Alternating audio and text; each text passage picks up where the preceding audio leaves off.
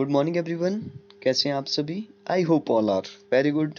तो आज हम बात करेंगे हिस्ट्री के एक बहुत ही इंपॉर्टेंट टॉपिक पानीपत की दूसरी लड़ाई की बात करेंगे 1556 second battle of Panipat 1556 AD की। आज हम बात करेंगे किस किस के बीच में हुई थी, क्यों ये लड़ाई हुई थी, तो डिटेल में डिस्कस करेंगे। इससे पहले जो वो एक बार अकबर के बारे में जानते हैं थोड़ा सा कि अकबर जो वो कौन था, अकबर को महान जो वो क्यों कहा गया। देखिए जो अकबर था ये जो वो विश्व के महान शासकों में जो वो गिना जाता है, भारत के ही नहीं बल्कि विश्व का महान शासक में इसकी जो वो गणना होती है। क्या हुआ था कि 1556 में, ठीक है 1556 आप याद रखिए, 1556 में जो वो मुगलों का बादशाह बना। तो उसके जो भी राज्य था उस टाइम, जो भी नाम मात्र जो भी राज्य था, तो वो भी उसका जो अस्तित्व था वो भी खतरे में था उस टाइम। लेकिन 1605 में जब उसकी मृत्यु हुई, किसकी, अकबर की मृत्यु हुई, तो उसने अपने पीछे एक विशाल और गौरवमयी साम्राज्य छोड़ा। और उसकी यह योग्यता का जो वो स्पष्ट प्रमाण है।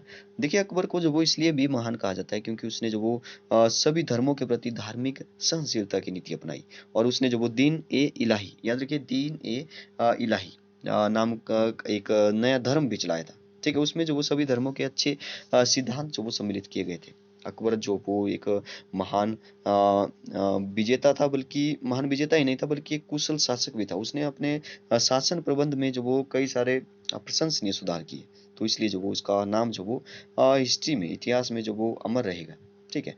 तो उसका जन्म कब हुआ था इसके बारे में देखते हैं थोड़ा सा। उसका जो जन्म हुआ था अकबर का, तो ये हुआ था 15 अक्टूबर 1542 को हुआ था। 1542 को कहाँ पे होता, अमरकोट में होता। वह किसका पुत्र था, तो ये हुमायूं का पुत्र था। हुमायूं का पुत्र था अकबर। और उसकी माता का नाम याद रखिए हमीदा बानो बेगम था। हमीदा बानो बेगम जो वो अकबर की माता का नाम था, मतलब कि हुमायूं की पत्नी का नाम था। ठीक है। जिस समय जब वो अकबर का जन्म हुआ, ठीक है, हुमायूं जब वो उस समय बहुत ही उसकी जो दशा थी वो बहुत ही दयनीय थी। वो दर दर की ठोकरें खा रहा था। ठीक है, लेकिन उसको जब वो बहुत ही खुशी हुई कि बेटा हो गया। ठीक है। तो उसने जब वो एक इच्छा प्रकट की थी। उसने क्या इच्छा प्रकट की कि खुदा करे मेरे पुत्र की जो प्रसिद्धि है इस कस्तूरी, मतलब कि बहुत ही गरीबी से जो वो उस टाइम गुजर रहे थे। ठीक है, मतलब कि दर दर की ठोकरें खा रहा था उस टाइम। कौन, हुमायूं। ठीक है। तो कस्तूरी के अतिरिक्त जो वो और कुछ नहीं था। तो उसने बोला कि खुदा करे मेरे पुत्र की जो प्रसिद्धि है इस कस्तूरी की सुगंधि की तरह समस्त संसार में फैल जाए। तो उसकी जो यह भविष्यवाणी थी वो सत्य निकली। हुमायूं ने जो वो अकबर को जो वो अपने भाई के यहाँ भेज दिया। ठीक है, देखभाल के लिए छोड़ दिया। भाई अस्करी नाम था उसका। ठीक है, अस्करी उस समय जब वो कंधार में था 1545 की बात है। तो जब हुमायूं ने जब वो कंधार पर अधिकार किया तो उस टाइम जो वो पिता और पुत्र का मिलाप भी हुआ था। ठीक है, तो अकबर सॉरी हुमायूं की जो मृत्यु हुई थी, हुमायूं की मृत्यु हुई थी जनवरी 1556 में। ठीक है, जनवरी में हुई थी 1556 में। दिल्ली में जब वो उसकी मृत्यु हो गई, उससे पहले जब वो अकबर को गजनी और लाहौर का जो वो सूबेदार भी नियुक्त कर दिया था उससे पहले। लेकिन जब वो उसकी मृत्यु हुई तो वो जो वो वहां पे गए और अकबर को जो वो अ, अकबर के मतलब कि राजा बनाया गया अकबर को। तो उसका राज्याभिषेक किया गया। तो अकबर की आयु उस समय, देखिए ये भी क्वेश्चन पूछा जाता है कि अकबर की आयु जो वो उस टाइम कितनी थी जब उसको राजा बनाया गया, राज्याभिषेक किया गया। तो उसकी आयु जो वो 13 वर्ष थी। उसकी आयु जो वो केवल 13 वर्ष थी। तो वो राजा बन गया। तो चलिए अब आगे पढ़ते हैं कि पानीपत की दूसरी लड़ाई ये कैसे कैसे हुई। तो आगे लिखा है यहाँ पे, अकबर के सिंहासन पर बैठते ही उसके सामने एक घोर संकट उत्पन्न हो गया। बंगाल के शासक, ठीक है, बंगाल के शासक जो वो यहाँ पे लिखा है आदिल शाह ने जो वो अपने प्रधानमंत्री हेमू के नेतृत्व में एक विशाल सेना दिल्ली पर अधिकार करने के लिए भेजी। हेमू जो वो एक बड़ा पराक्रमी था। उसने अब तक जो वो जिन 22 लड़ाइयों में सेना का नेतृत्व किया था उसमें से एक भी लड़ाई में जो वो हारा नहीं था वो।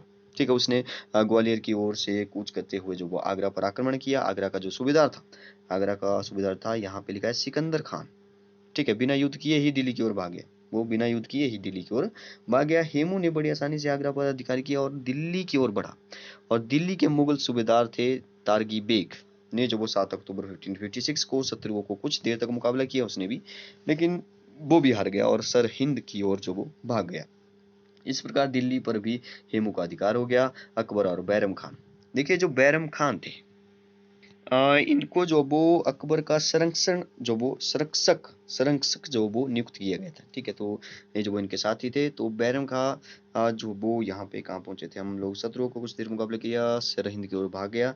तो अकबर और बैरम खां, यस, इस समय जालंधर में थे, ठीक है, उस समय जालंधर में थे। तो जब उन्हें वह समाचार मिला कि ऐसा ऐसा हो गया है, तो उसके बाद जो वो क्या हुआ कि हेमू ने दिल्ली और आगरा जीत लिया है, उसको पता चला। तो वह एक विशाल सेना सहित जो वो पंजाब की ओर बढ़ने की तैयारी कर रहा है।